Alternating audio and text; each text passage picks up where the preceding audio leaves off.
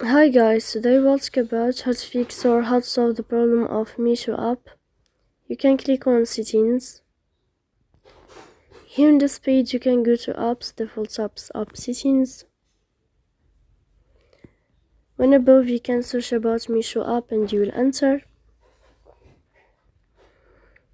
Here in this page of app info you can click on first stop and you can click OK. Then you will enter to the window of storage. Here you can click on clear cache. But pay attention, don't click clear data because that can delete your account.